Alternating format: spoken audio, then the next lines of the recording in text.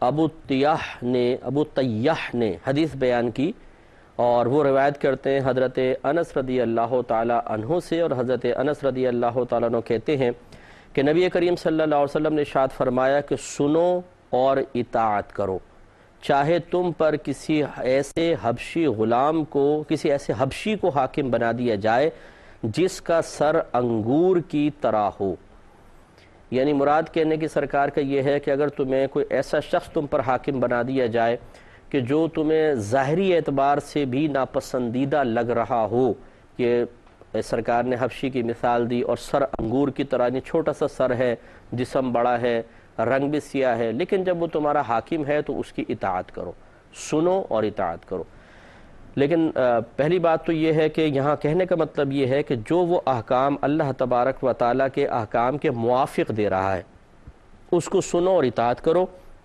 صرف اس وجہ سے اس کے احکام کے خلاف نہ کرو کہ وہ تمہیں پسند نہیں آ رہا،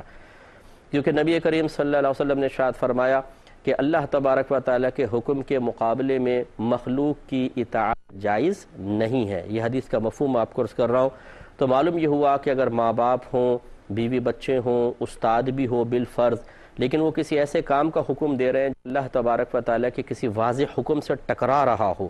تو پھر محبت الہی اور عشق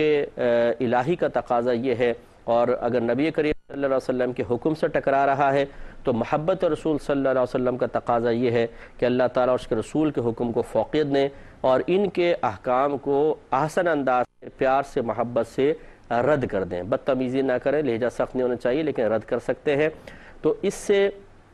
فائدہ یہ ہوگا کہ اللہ تعالیٰ اس کے رسول سے محبت ایک عملی ثبوت دینے کی وجہ سے دین اسلام قائم و دائم رہے گا۔ ہماری میجر مسٹیک یہ ہے کہ ہم کبھی کسی کی مروت میں، کسی سے ڈر کر، کسی سے دنیاوی فائدے حاصل کرنے کے لیے، کسی کے نقصان سے بچنے کے لیے، کسی کی محبت میں ان کے حکم مان رہے ہوتے ہیں، اللہ تعالیٰ اس کے رسول کے احکام کی پرواہ نہیں کر رہے ہوتے ہیں۔ تو یہ سرکار کے کہنے کا ہرگز مطلب نہیں ہے کہ حبشی غلام تم پہ مسلط کر دیا جائے، وہ خلاف شرع حکم دے تب بھی اس کے پیچھے چلو، نہیں، مراد یہ ہے کہ اس کا کہنا مانو۔ اب یہ جو حاکم فرمایا کہ تم پر کسی حبشی کو حاکم بنا دیا جائے،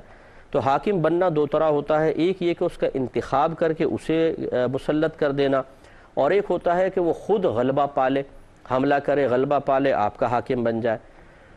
تو یہ دونوں صورتوں میں اس کی اطاعت ہم پر لازم ہو جائے گی جب تک کہ وہ اللہ تعالیٰ اس کے رسول کے حکم کے موافق حکم دے رہا ہوگا۔ وجہ یہ ہے سرکار نے اطاعت کا اس لیے حکم دیا کہ ایسے امام، ایسے شخص کی بغاوت کرنے پر انتشار پھیلے گا، فتنہ پھیلے گا، قتل و غارت ہوگی اور مسلمانوں کی طاقت کمزور ہو جائے گی۔ لہذا ہمارے آقا صلی اللہ علیہ وسلم کے کہنے کا مطلب یہی ہے کہ اگر کوئی اس طرح تم پر حاکم مسلط ہو جائے یا حاکم بنا دیا جائے جس کو بظاہر تم ناپسند کر رہے ہو تو اطاعت بہرحال ہوگی۔ لیکن میں ایک آپ کو وضاحت عرض کر دوں کہ حضرت امام حسین رضی اللہ تعالی عنہما پر یزید حاکم بنا، تو کیا اس حدیث کی روشنی میں معاذ اللہ ثم معاذ اللہ یہ کہنا صحیح ہوگا کہ حضرت امام حسین رضی اللہ تعالیٰ عنہ کو بھی یزید کی اطاعت کرنی چاہیے تھی؟ دیکھیں مسئلہ یہ ہے کہ یہ خطاب ہے عام لوگوں کے ساتھ جو طاقت نہیں رکھتے ہیں، قوت نہیں رکھتے ہیں، ان کے پیچھے لوگ نہیں ہیں، ان سے لوگ فریاد نہیں کر رہے ہیں کسی کے ظلم سے بچنے کے لیے۔ امام حسین رضی اللہ تعالی عنہما کا معاملہ بالکل جداگانہ تھا۔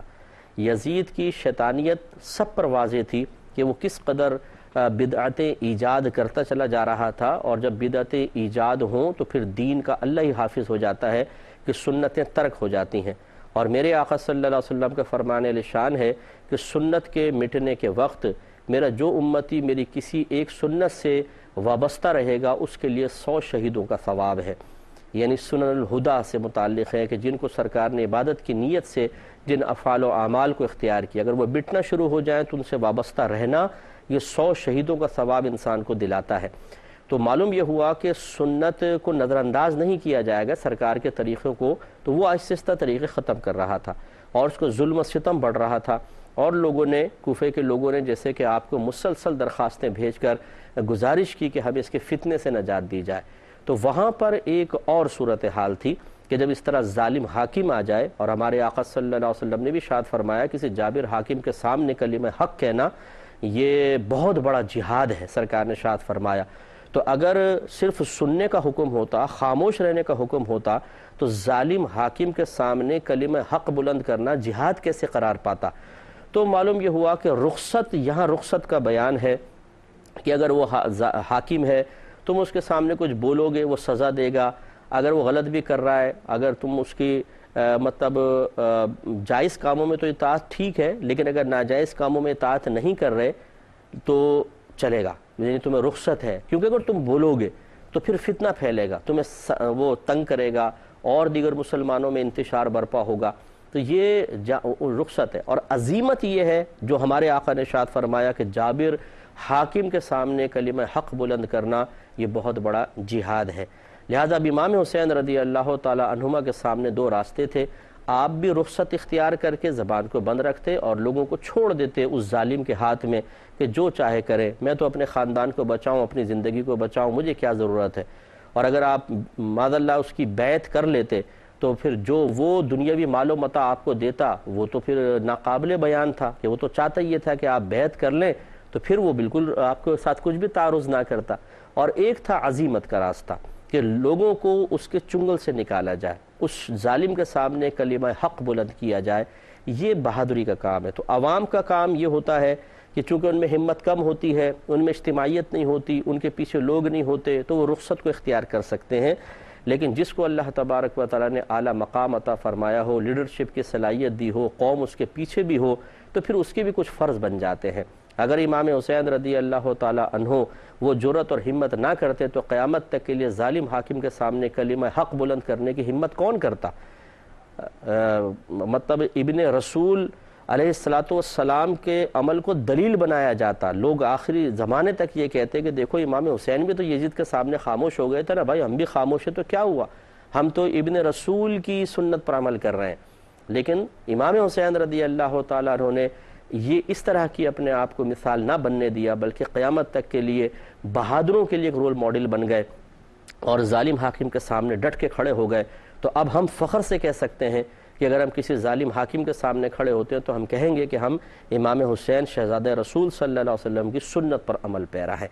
تو لہٰذا یہ ذہن میں رکھا جائے کہ بعض اوقات اس طرح کی غلط فہمیاں پیدا ہو جاتی ہیں اور بعض نادانی میں پیدا کر دیتے ہیں کہ معاذ اللہ ثم معاذ اللہ یوں ایسا تصور سے ذہن میں آنے لگ جاتا ہے کہ شاید امام حسین رضی اللہ تعالیٰ عنہما نے کوئی خطا کی تھی اور وہ دنیا کے لالچ میں یا حکومت کے لالچ میں تشریف لے گئے تھے۔ ہم نے بارہا اس کی وضاحت کی کہ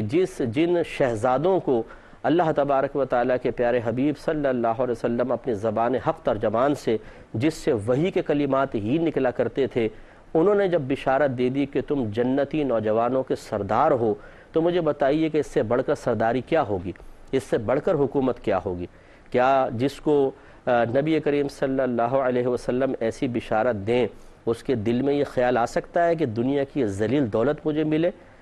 نہیں۔ اگر ذلیل دولت ہی معاذ اللہ مقصود ہوتی تو پھر یزید کے خلاف جا کر کیوں، یزید کی موافقت میں کیوں نہ حاصل کر لیتے؟ آپ کو مدینہ کا حاکم بنا دیا جاتا اور آپ کو حکومت دے دی جاتی، مال و دولت آپ کے قدموں پر ڈھیر کر دیتا، تو وہ سب کچھ کر سکتا تھا، لیکن اور امام حسین سب کچھ کر سکتے تھے، اس سے حاصل کر سکتے تھے، لیکن نہیں۔ یہ خاندان رسالت کی شان کے خلاف تھا کہ آپ معاذ اللہ دنیا کی چند ٹکے اور تھوڑی سی دولت کی وجہ سے اور خاندان رسالت کا نام بدنام فرماتے، ایسا نہیں ہے۔ تو یہ غلط فہمیاں ہیں کہ جی آپ نے معاذ اللہ ثم معاذ اللہ حکومت کے لالچ میں یا حرص میں آپ نے گھر سے نکلے ہیں اور آپ نے اس وجہ سے وہاں پر تشریف لے گئے تھے اور آپ یہ چاہتے تھے کہ حکومت آپ کو حاصل ہو جائے، یہ بالکل غلط خیالات ہیں، ایسا کچھ بھی نہیں ہے۔ اگلی حدیث کی طرف آتے ہیں کہ باب اس کا قائم کیا ہے کہ باب اذا لم یتم الامام واتم من خلفہ، جب امام کی نماز مکمل نہ ہو اور مقتدی کی نماز مکمل ہو جائے۔ حدیث نمبر ہے 694۔ حضرت ابو ہریرہ رضی اللہ تعالی عنہ اس کے راوی ہیں کہ نبی کریم صلی اللہ علیہ وسلم نے ارشاد فرمایا کہ جو آگے چل کر حاکم ہوں گے وہ تمہاری نماز پڑھائیں گے، اگر انہوں نے صحیح نماز پڑھائی تو اس کا ثواب تمہارے لیے ہے، یعنی تمہیں بھی ثواب ملے گا انہیں بھی، اور اگر انہوں نے خطا کی تو تمہارے لیے اس کا ثواب ہے اور ان کے لیے اس کا عذاب ہے۔ اصل میں نبی کریم صلی اللہ علیہ وسلم اس حدیث پاک میں اشارہ فرما رہے ہیں، جو میں آپ کو ایک اور حدیث عرض کرتا ہوں جس سے ذرا وضاحت ہوگی۔ یہ صحیح مسلم کی حدیث پاک ہے، سنن ابی داؤد میں بھی ہے، ترمذی میں بھی ہے، سنن نسائی کے اندر بھی اس حدیث پاک کو نقل کیا۔ حضرت ابو ذر رضی اللہ تعالیٰ عنہ بیان کرتے ہیں کہ مجھ سے نبی کریم صلی اللہ علیہ وسلم نے ارشاد فرمایا کہ اے ابو ذر، اس وقت تمہارا کیا حال ہوگا جب تم پر ایسے حاکم ہوں گے جو نماز کو فوت کر دیں گے یا نماز کو مؤخر کریں گے، یعنی یا تو بہت پہلے نماز پڑھ لیں گے، وقت سے پہلے پڑھا دیں گے، یا وقت کے بعد جا کے پڑھا رہے ہوں گے۔ اگر ایسے حاکم تم پر مسلط کر دیے جائیں تو پھر تمہارا کیا حال ہوگا؟ میں نے عرض کیا صلی اللہ علیہ وسلم، آپ مجھے کیا حکم دیتے ہیں؟ تو آپ نے ارشاد فرمایا کہ تم نماز اپنے وقت پر پڑھنا، اور اگر تم اس نماز کو ان کے ساتھ پالو تو اس کو پڑھ لینا، وہ تمہارے لیے نفل ہو جائے گی۔ مراد یہ ہے کہ تاکہ تم فتنے سے بھی بچ جاؤ۔ اب ایک مؤخر کر کے وہ نماز پڑھ رہا ہے، ظہر کی نماز عصر کے وقت میں پڑھا رہا ہے، تو سرکار نے فرمایا تم اپنی ظہر پڑھ لینا۔ اب تم مسجد میں آئے تو پتہ چلا جی ظہر کی نماز حاکم دیر سے پڑھا رہا ہے، تو تم ساتھ شامل ہو جانا، کیونکہ آپ ظہر پڑھ چکے ہیں، آپ کھڑے ہوں گے تو وہ نفل کی نماز بن جائے گی، نفل نماز بن جائے گی۔ تو اس سے معلوم ہوا کہ ایسا ہونا تھا، اور ایسا ہوا بھی تھا، مطلب حضرت عثمان غنی رضی اللہ تعالی عنہ کے دور مبارکہ میں جب بلوائیوں نے نمازیں پڑھائی ہیں تو مقدم اور مؤخر کر دیا تھا،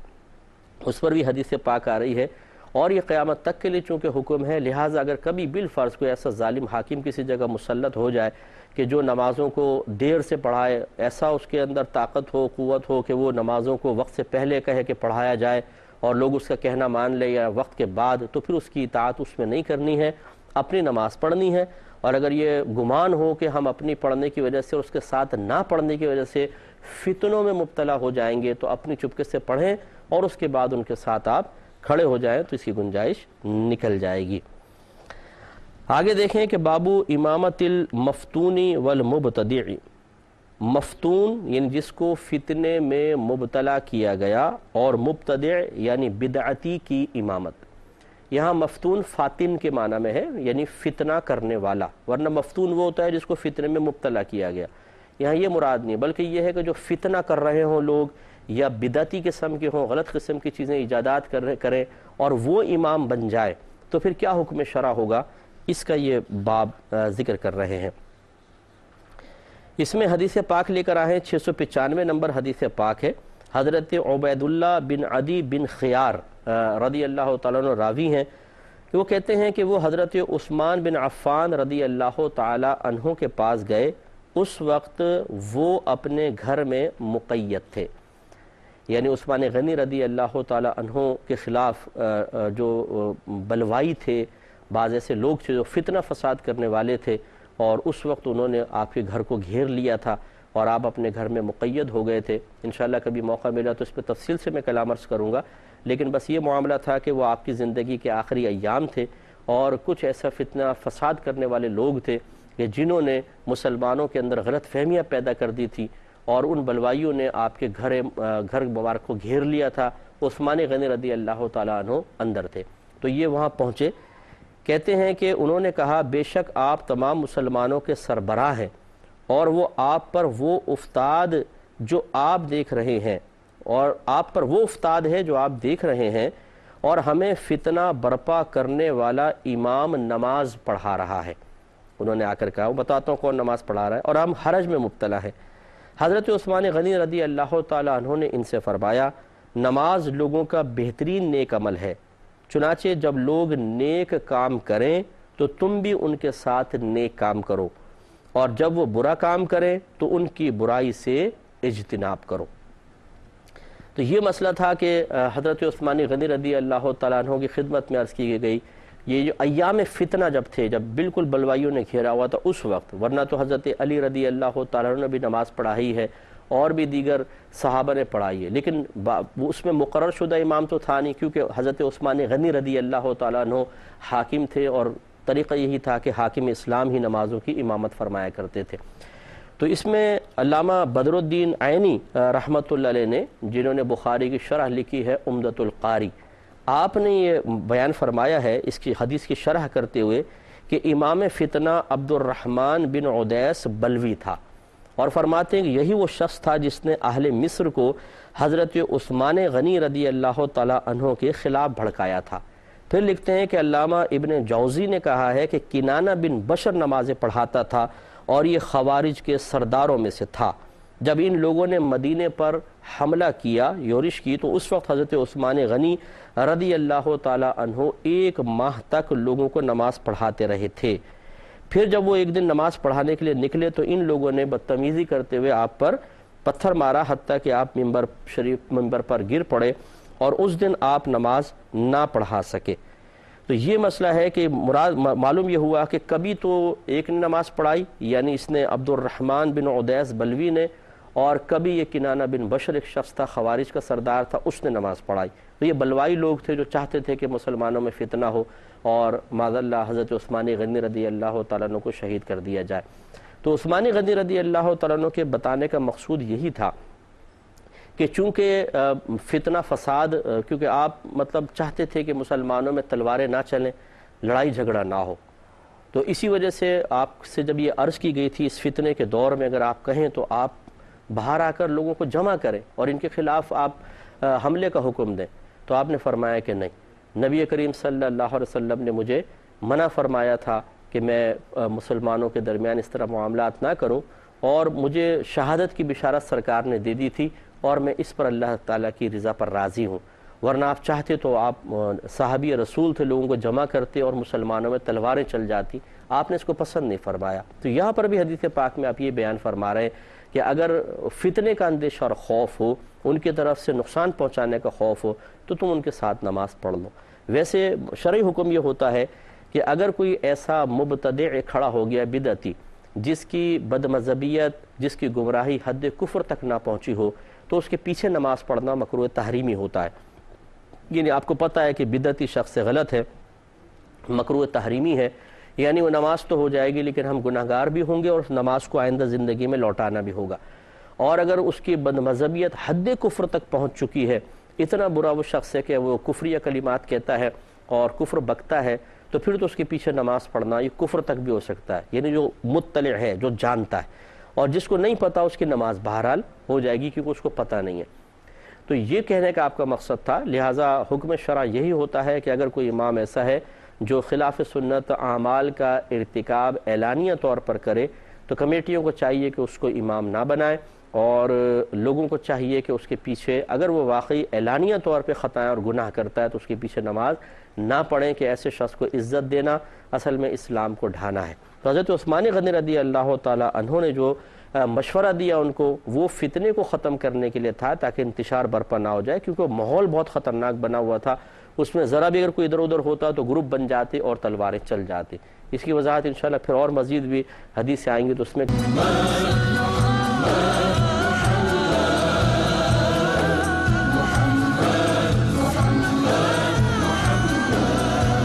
تمام جہانوں کے لیے رحمت۔ وما